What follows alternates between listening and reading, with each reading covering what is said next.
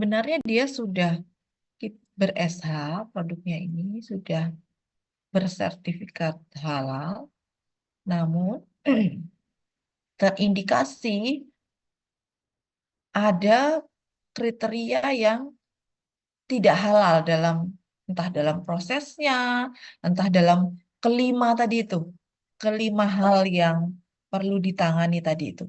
Ternyata kok dia bahannya tidak ber-SH ya dalam produknya, dalam prosesnya, dan seterusnya. Maka ini ada langkah-langkah yang harus dilakukan oleh penyelia halal untuk produk yang tidak memenuhi kriteria itu. Perlu ditelusur penyebab ketidaksesuaiannya itu karena hal apa, gitu ya. Ya, jadi maksud dari produk yang tidak memenuhi kriteria halal adalah sebenarnya produknya itu sudah disertifikasi, tetapi terlanjur diproduksi dari bahan yang tidak memenuhi kriteria bahan. Entah dalam penggunaan bahan barunya, ada bahan baru yang digunakan, atau dalam eh, produksi menggunakan fasilitas yang tidak sesuai kriteria. Nah, seperti itu. Maka produk yang tidak memenuhi kriteria ini itu akan terlihat ketika proses pengawasan misalnya oleh pemeriksaan oleh audit misalnya ya, atau terdetek saat uji laboratorium misalnya gitu. Itu bisa jadi ya, bisa aja terjadi itu. Nah, jadi untuk lebih jelasnya, jadi yang dimaksud adalah produk yang tidak memenuhi kriteria halal itu adalah produk yang sebenarnya sudah mendapatkan SH, tetapi ternyata dalam praktek praktek produksinya itu misalnya satu ya, dia menggunakan bahan yang tidak memenuhi kriteria halal. Nah, jadi kok masuk bahannya gitu ya, teridentifikasi gitu ya saat audit misalnya ketahuan. Nah, ini kok bahannya eh, harusnya tidak boleh digunakan, tidak jelas kehalalannya. Nah, kok dipakai? Nah, ini penanggung jawabnya siapa ini di sini? Kan berarti penyeliannya. Nah, kemudian produsen menggunakan atau mengganti bahan tanpa melalui proses pemeriksaan halal ulang. Nah, makanya tadi harus dipastikan ya, baik ketika beli bahan, bahan datang, disimpan sampai bahan itu diterimakan ke bagian produksi. Nah, ini kadang di tengah jalan ini loh ya, ada penyimpangan-penyimpangan. Mungkin saja bisa terjadi. Nah, ketika audit proses audit dilaksanakan ketahuan misalnya. Ini kan maka menjadi temuan. Kemudian atau bisa jadi diproduksi di fasilitas yang tidak memenuhi kriteria halal. Misalnya diproduksinya di tempat yang terkontaminasi najis misalnya, atau tidak terpisah dari produk yang haram. Nah, baik dalam proses penyimpanan atau proses pengolahannya. Jadi misalnya campur ya, dapurnya, alat-alatnya. Nah, ini maka itu termasuk sebagai produk yang tidak memenuhi kriteria halal. Maka apa yang harus dilakukan? Jika ada terjadi hal demikian, maka perusahaan harus punya prosedur. Prosedur yang memuat bagaimana penanganan jika terjadi hal seperti itu. Apa yang harus dilakukan? Gitu ya. Karena produknya sudah terlanjur diproduksi. Nah, maka ada beberapa cara dalam penanganannya, yaitu tentu saja langkah yang misalnya masih diketahuinya sebelum masuk ke pembeli ya, maka bahan seperti itu, barang atau produk seperti itu tidak boleh dijual. Tidak boleh dijual ke pembeli yang mensyaratkan produk halal. Ya. Jadi misalnya dipasok ke biasanya restoran A ya yang sudah ber-SH, tentu dia akan memasok, mengambil bahan-bahan yang sudah ber-SH juga. Nah, maka barang ini, produk itu nggak boleh masuk ke eh, resto itu. Tuh, nggak boleh. Karena dia mensyaratkan barangnya harus sudah halal. Nah, ternyata ini ada bahan yang tadi tidak memenuhi kriteria halal. Itu tidak boleh dijual. Tapi kalau dijual ke yang belum ber-SH, ya tentu saja mungkin boleh ya, karena kan dia memang produknya tidak tidak atau belum apa restonya belum ber-SH misalnya kan boleh. Tadi proses eh, halal atau tidaknya itu kita yang mengetahui ya sebagai penyedia. Nah, tapi jika terlanjur sudah dijual, maka produk ini harus ditarik. Nah, ditariknya itu bisa ada macam-macam tahapannya ya. Bisa di reward, jadi proses ulang, bisa juga di downgrade. Downgrade berarti diturunkan standarnya. Misalnya dalam hal ini seringkali kan kita mendapatkan atau membeli ya atau mengetahui penjualan produk reject gitu misalnya. Nah, itu sama seperti ini. Berarti dia teridentifikasi ini tidak masuk quality, tidak masuk jaminan mutu. Ya, ada yang salah di sini, walaupun reject ringan. Ah, tapi tetap berarti tidak masuk eh, apa namanya standar. Nanti harganya kan jelas lebih murah. Jadi ada tiga tahap, ada bisa di reward, rework, di downgrade atau reformulasi. Reformulasi. Ini semua harus ada prosedurnya. Nah, kalau misalnya nanti terlanjur sudah tidak bisa lagi ya dikonsumsi, nah maka tentu saja menjadi eh, bahan pakan, harus dimusnahkan. Nah, ini berita acaranya harus ada apa namanya prosedurnya ya untuk pemusnahan bahan. Itu ini saya contohkan ada studi kasus, ini contoh SOP ya. Nah, SOP penanganan produk yang tidak sesuai. Jadi ada prosedurnya, apa yang harus dilakukan. Kira ini secara bahan, nanti saya kasih contoh eh, anu ya, tugas dulu ya. Ini contoh. Saya share video bisa nggak ya? Hmm, bentar.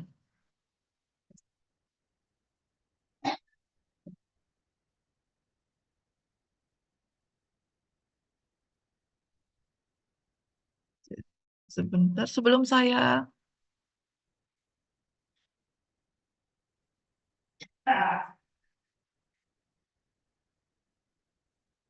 saya kasih tugas, saya mau contohkan dulu sebentar. Ada video yang ingin saya tampilkan. Ini,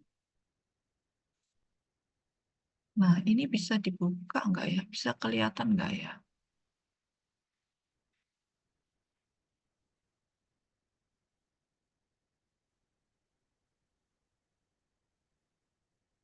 Kelihatan nggak ya?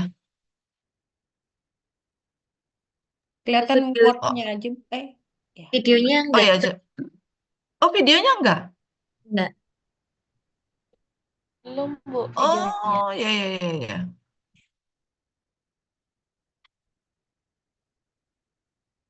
Sebentar.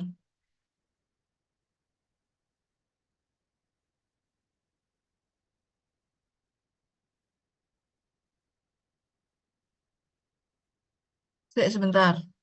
Biar cara nih Mbak Faza, biar muncul video.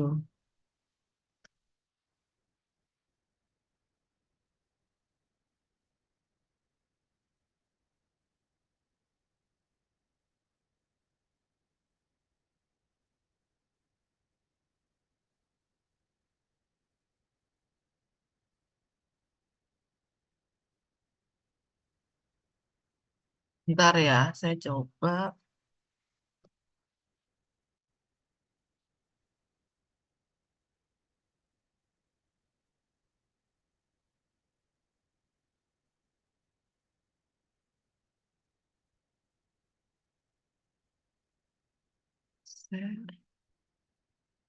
Kalau ini muncul nggak?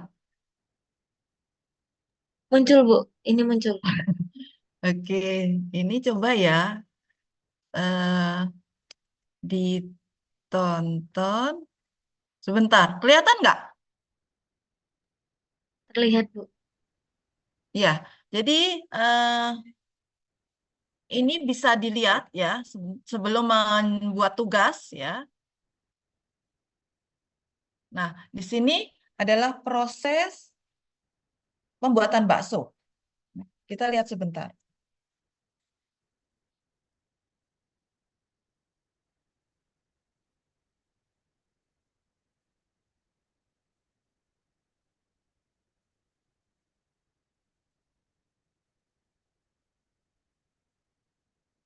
Tidak ada suaranya.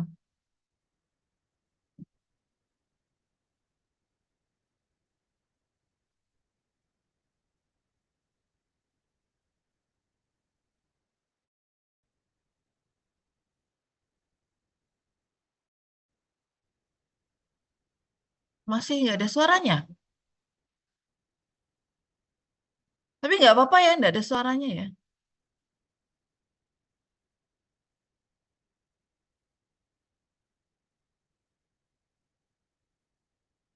Nih.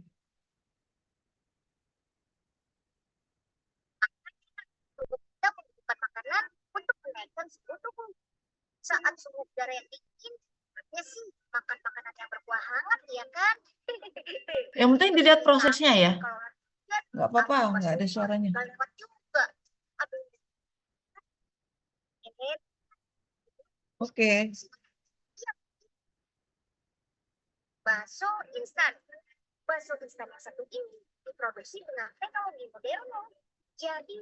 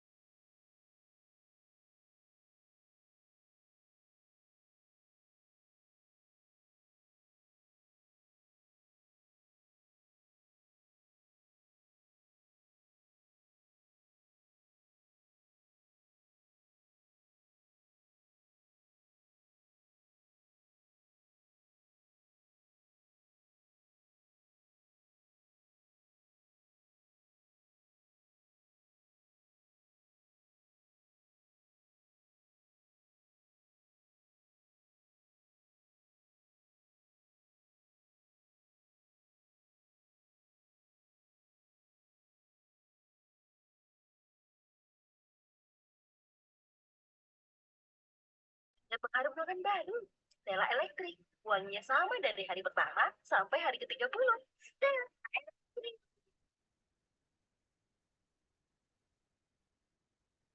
Ya, baik. Itu tadi apa namanya? Saya setelkan proses pembuatan bakso ya. Jadi bakso yang seringkali kita konsumsi. Ini kebetulan eh, baksonya bakso. Jadi apa namanya? Kita melihat proses pembuatannya sampai dilakukan pengemasan dan eh, dikonsumsi. Ya. Kalau misalnya warung-warung bakso itu umumnya kan dia membuat baksonya sendiri gitu ya. Nah itu ini tadi proses yang menggunakan bakso instan. Nah, sekarang saya pengen bertanya ya dari peserta, kira-kira dari video yang Anda tonton tadi, video singkat tadi,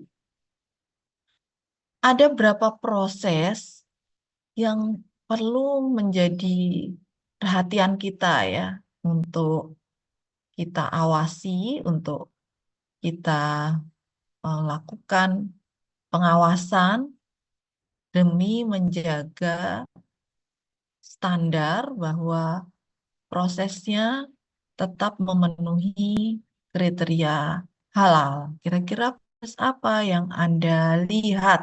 Ini kan Anda eh, berperan seolah-olah menjadi penyelia. Siapa yang bisa menyampaikan proses apa yang menjadi perhatian? Ini kita fokusnya di proses karena untuk pembelian bahan baku, pengawasan penyimpanannya itu kan tentu di luar kontrol yang tidak terlihat di dalam video ya. Tapi kalau tadi yang dilihat di video tentu itu prosesnya. Nah, silakan proses apa yang bisa Anda lihat tadi? Ini penyeliannya harus jeli nih. Kira-kira siapa yang bisa menyampaikan? Oh, Mohon izin, Bu. iya, silakan. Siapa ini? Sebutkan namanya. Ya, Novia, Bu. Dari Dari, teknik industri. iya, silakan, Mbak Novia. Saya mau coba tadi untuk yang proses ya, Bu ya. Tadi ada Iya, proses dari daging dimasukkan gimana? ke kresek. Kresek yang mana dia Mm-mm, dipindahkan mm-mm, untuk digiling selanjutnya untuk dileburkan dengan bahan yang lain. Nah, di situ mm-mm. sepertinya kenapa di situ pakai kresek ya, Bu ya? Di situ ada kresek merah kan tadi. Kresek merah di situ mana? Iya, silakan. Iya, mohon maaf tadi anak saya lagi itu dulu. Ya, jadi Mm-mm, dari proses tersebut mungkin itu harus dipikirkan kembali ada kresek di situ. Kreseknya apakah terjaga atau enggak kreseknya juga apakah sudah didaftarkan juga misalnya ada eh, alat yang es kreseknya itu bahannya sesuai tidak. Itu mungkin harus jadi perhatian tuh karena tadi ada pemindahan menggunakan kresek yang dimasuk ke situ. Terus habis itu tadi juga ada dia pengadukan mungkin ya Bu. Dia kan ada yang waktu pas dipegang itu sama manusia itu juga harus dilihat sama di situ ada yang pas berjalan baksonya itu kan ada rollnya juga itu alat berjalannya terus ada metal detektor itu prosesnya apa seperti itu dan apakah itu juga mm-mm, wadah-wadahnya itu sudah dipastikan juga kebersihannya kan itu tadi ada banyak wadah ya apakah itu digunakan berulang mm-mm, seperti itu mungkin di situ sih Bu. mm-mm. Ya, ya, itu yang terlihat dalam pencermatan Mbak Novia ya. Betul iya secara kasat Baik, mata aja yang saya ya, paham dari video. sekilas ya, ya. Betul. Ya, baik. Yang lain, misalnya, yang lain dari prodi kimia atau biologi. Bu, saya izin menjawab. Iya, siapa? Kalau yang saya lihat itu Namanya mungkin siapa? Namanya siapa, Mbak? Salma, Bu. Oh, Salma. Prodi? Ini ya, Oh, kimia. Gimana?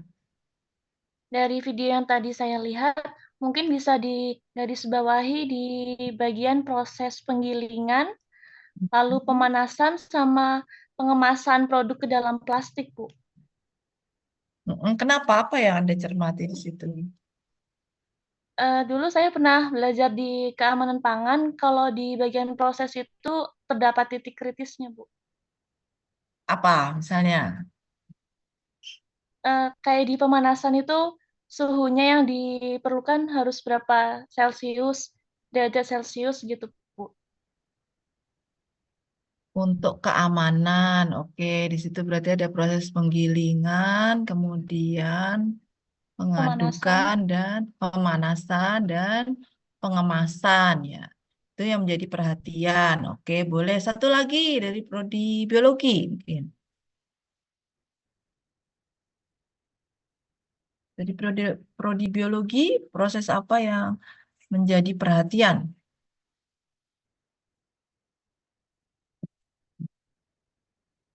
Siapa? Biologi, misalnya Steffi. Steffi, mana Steffi?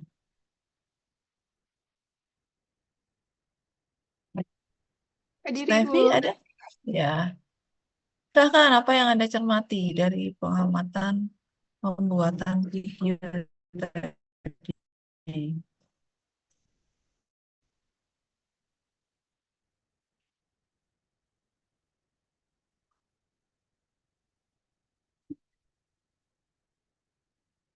Bagaimana, Mbak?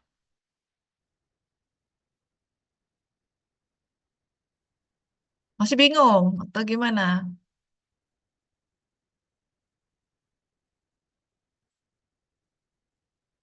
Ya, baik. Ya, kalau masih bingung ya, tadi cuma sekilas misalnya ya. Baik, mungkin saya simpulkan di sini ya, bahwa dalam proses tadi pembuatan bakso yang kita lihat di video, ada beberapa hal yang perlu menjadi perhatian. Seperti yang disampaikan oleh dua rekan Anda, mungkin bisa kita terima dengan penggilingan daging. Kemudian ada proses pencampuran bahan, ya, mixing kan daging, kemudian dicampur tepung, ya, kemudian bumbu-bumbu, gitu ya. Nah, kemudian proses pencetakan bakso, jadi bulat-bulat itu. Kalau secara manual kan tangan yang berperan, tapi di situ mesin. Nah, kemudian ada proses perebusan bakso. Rebusan bakso, jadi sudah setengah matang tuh baksonya sebenarnya karena ini instan ya, frozen. Nah, kemudian juga ada proses pembekuan ya kan masuk freezer tuh suhunya tertentu dan yang terakhir dikemas. Nah, ada 6 proses ya yang terlihat secara apa tadi ya secara utuh tadi ya. Nah, memang pada setiap proses ini itu kita perlu memastikan baik terkait penggunaan alat-alat pendukung atau bahan-bahan penolong tadi seperti yang disampaikan oleh tadi Mbak Novia tadi plastik ya. Nah, plastiknya eh, itu perlu dicermati ulang apakah cukup bersih atau sudah memenuhi standar plastik yang digunakan. Juga pada saat perebusan bakso. Nah, ini hal yang kadang terlewatkan ya terkait dengan air, air yang digunakan. Apakah air sumur atau air isi ulang atau air apa ini yang digunakan untuk merebus? Karena eh, juga harus kita perhatikan apakah dia menggunakan filter gitu ya, PDAM-nya itu, misalnya airnya di PDAM ya, itu menggunakan filter nggak? Nah, justru yang riskan atau menjadi titik kritisnya itu di eh, apa namanya filternya. Karena filternya itu ada yang dibuat dari tulang babi. Nah, maka kita harus memastikan filternya itu apakah sudah ber-SH atau belum. Jadi memang proses kalau kalau kita apa istilahnya itu mengajukan produk kita ingin tersertifikasi halal itu jadi semuanya ya semua harus dipastikan itu memenuhi kriteria halal baik dari mulai bahan, proses, produk sampai eh, evaluasinya itu harus atau tadi ada pengembangan produk itu harus benar-benar kita pastikan apakah semuanya sudah sesuai dengan prosedur. Atau memang berat menjadi tanggung jawab seorang penyelia ya ini tanggung jawabnya besar ya dunia akhirat ini ya ya ke masyarakat dan juga ke atas. Nah, tapi tentu saja itu akan seimbang ya dengan hak yang diterima itu konsekuensinya seimbang karena tanggung jawab tugasnya itu berat maka yang didapatkan juga akan sesuai.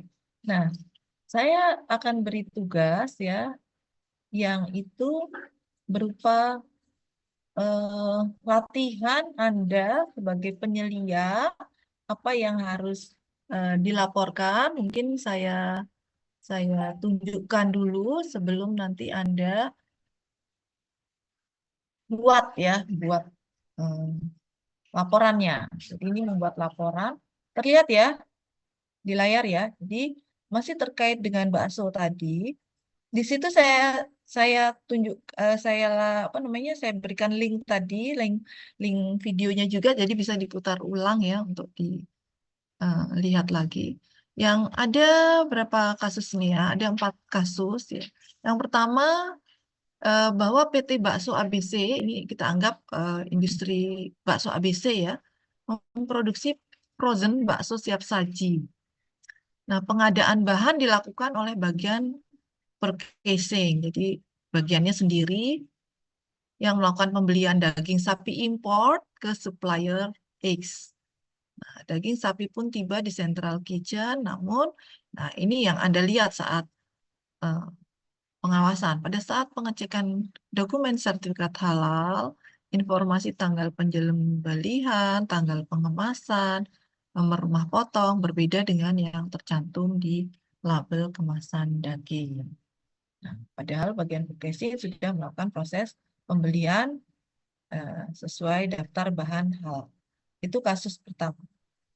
Kemudian kasus kedua, ini yang saya beri warna kuning-kuning ini ya.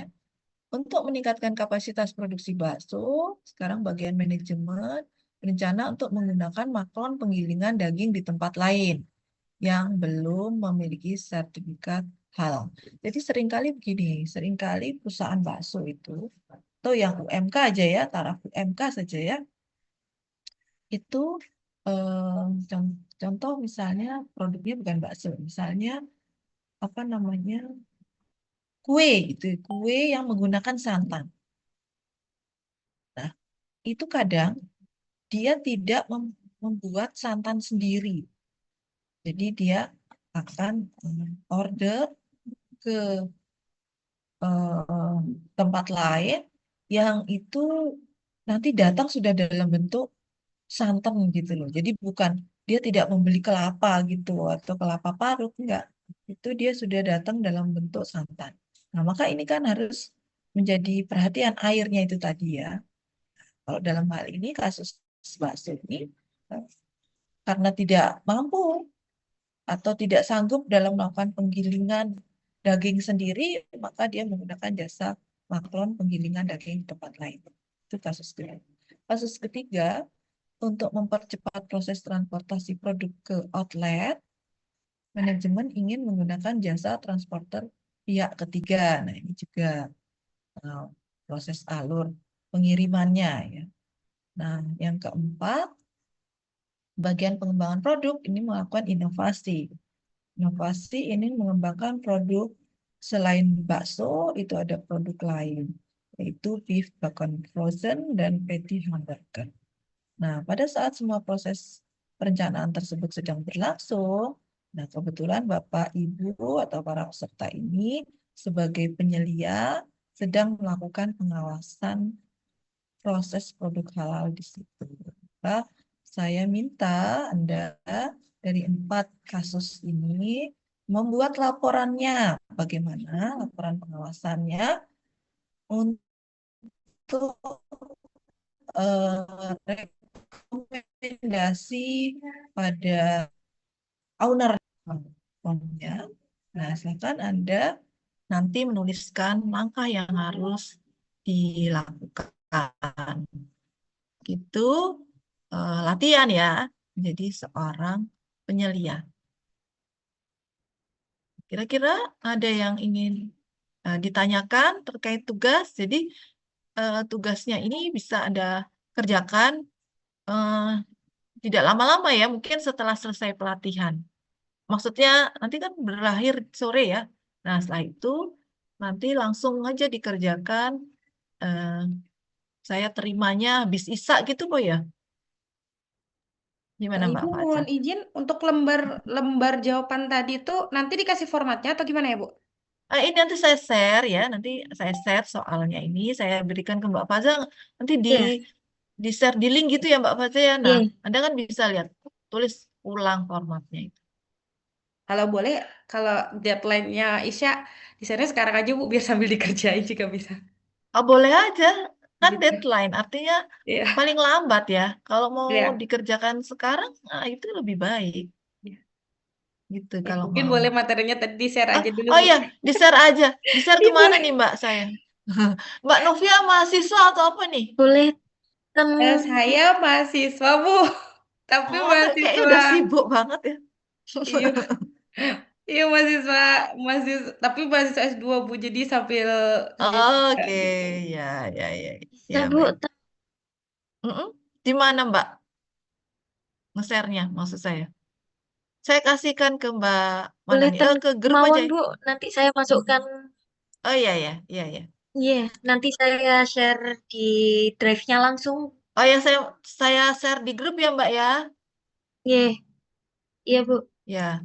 Sambil nunggu, silakan kalau ada Ini boleh pertanyaan. Bu, Tidak, deadline-nya Isya karena selesainya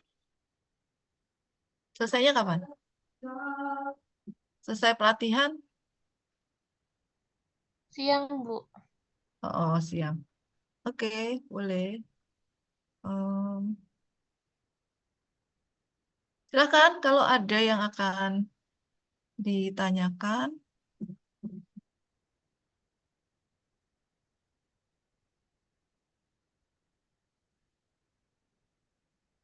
Sudah saya share ya, Mbak.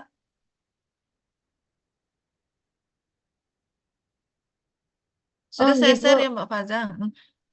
Baik, kalau ada pertanyaan terkait materi yang sudah saya sampaikan tadi, monggo dipersilakan pada peserta pelatihan. Masih ada waktu 10 menit ya ini, Mbak Faza ya. Bu, saya mau izin bertanya, Bu. Iya, Bu. Mbak Novia aktif nih, bagus. Ya. Ya. Mas, saya sedikit sedikit pertanyaan nih Bu yang saya pikirkan tuh. Misalnya nih Bu, kita kan sebagai penyelia maupun nanti auditor internal nih Bu. Nah, kita menemukan kasus yang tadi seperti yang tadi ada contoh soalnya. Nah, apabila nih kita sudah memberikan masukan, kita sudah memberikan saran, kita sudah memberikan istilahnya eh, hal yang baik yang bisa dilakukan, tapi mereka tidak melakukan nih sebagai penilaian maupun auditor internal, apa baiknya kita gitu Bu? Langkah yang bisa kita lakukan setelah kita udah the best effort kita advice mereka gitu, tapi mereka mak gini aja atau enggak enggak deh mereka ada perselisihan yang mungkin akhirnya enggak match nih, jadi sebagai penyelia atau auditor internal kita harus bersikap seperti apa sih Bu gitu. Ya, jadi memang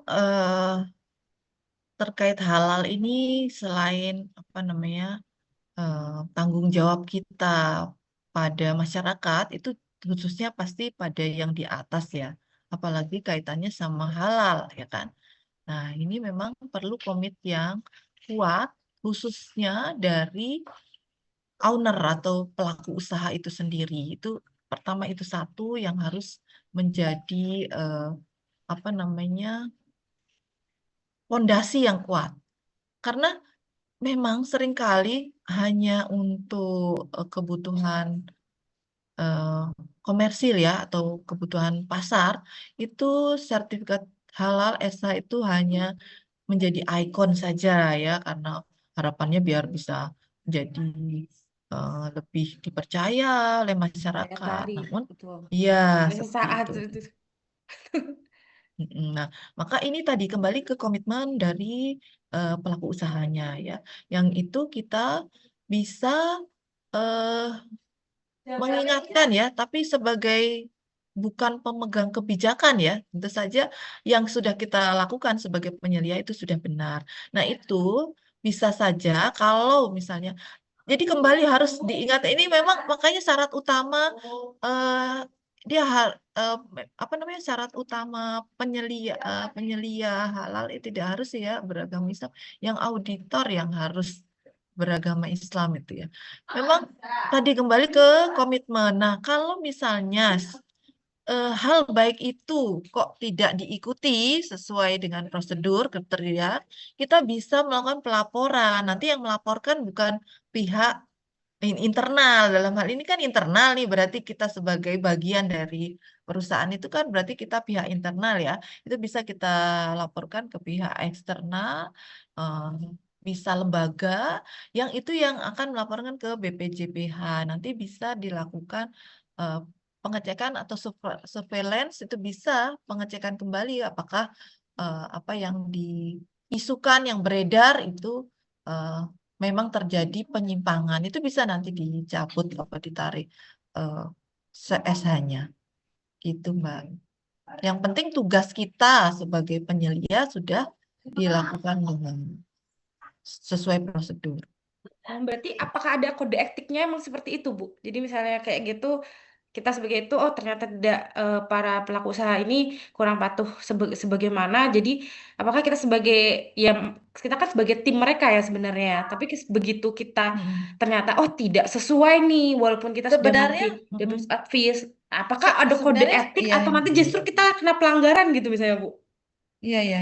Sejauh ini sih belum sampai seperti itu ya. Eh, artinya itu proses evaluasi itu pasti kan untuk kebaikan juga ya.